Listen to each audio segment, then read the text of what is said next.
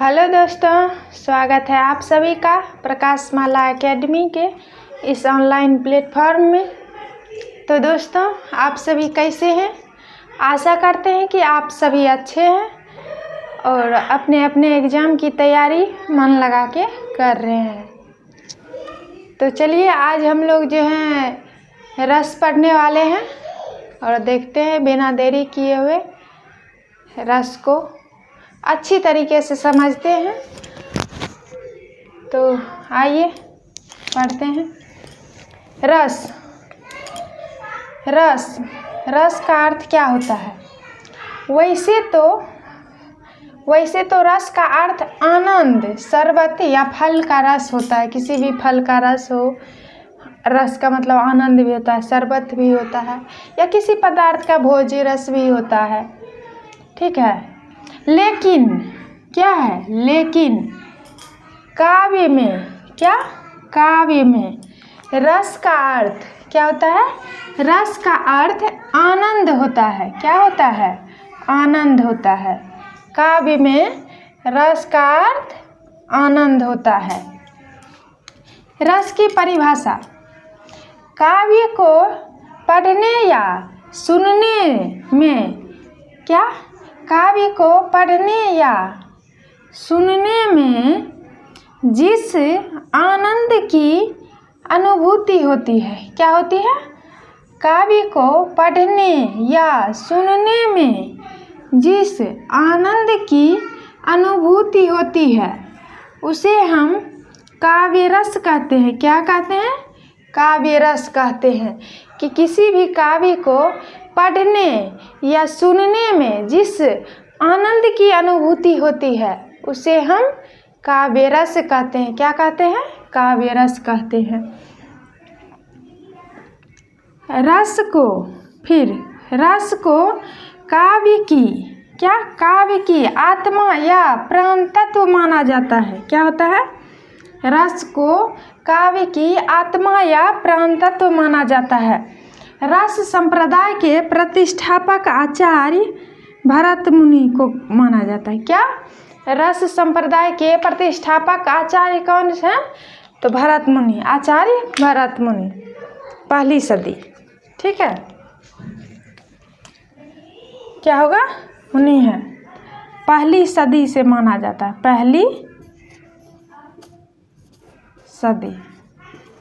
पहली सदी। ठीक, समझ गए? यहाँ तक सभी को क्लियर है? भरत मुनि ने अपने नाट्य शास्त्र में रसों के 8 प्रकार बताए हैं। क्या बताए हैं? भरत मुनि ने अपने नाट्य शास्त्र में 8 रस बताए हैं। कितने रस? 8 रस। इन्होंने शांत रस को नाटक में जो है शांत रस का जगह नहीं बताया है। ठीक, भरत मुनि ने नाट्य शास्त्र में लिखा है कि विभावानुभाव व्याभिचारी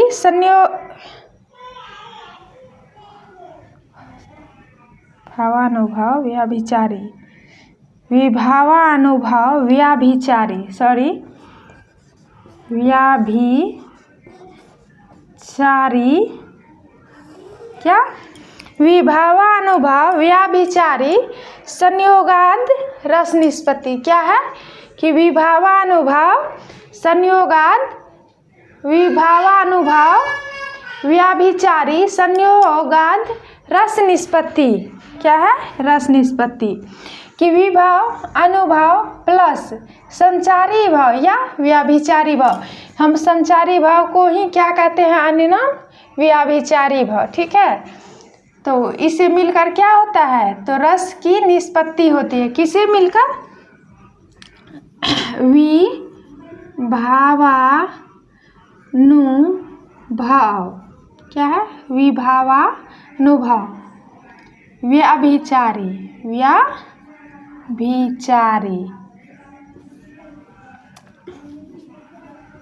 संयोगाद रस निष्पत्ति।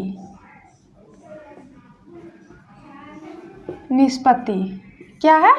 कि विभाव अनुभाव व्याभिचारी या संचारी भाव एक ही होता है। के संयोग से रस की निष्पत्ति होती है। क्या होती है? विभाव, अनुभाव और व्याभिचारी या संचारी भाव के योग से रस की निष्पत्ति होती है।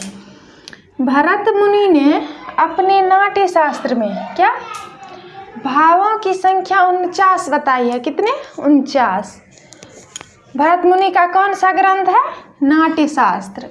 नाट्य शास्त्र में भरत मुनि कितने भाव बताए हैं? तो 49 भाव बताए हैं। कौन कौन सा? तो 33 संचारी भाव है, फिर 8 अस्थाई भाव है। ये जो रस 8 है तो उसका अस्थाई भाव भी 8 है और सात्विक भाव 8 है। ठीक। एक और रस संप्रदाय के एक अन्य आचार्य ने लिखा है कि वाक्यम रसात्मक काव्यम। क्या लिखा है? कि वाक्यम रसात्मक काव्यम, रसपूर्ण वाक्य ही काव्य है। और ये किसने लिखा है?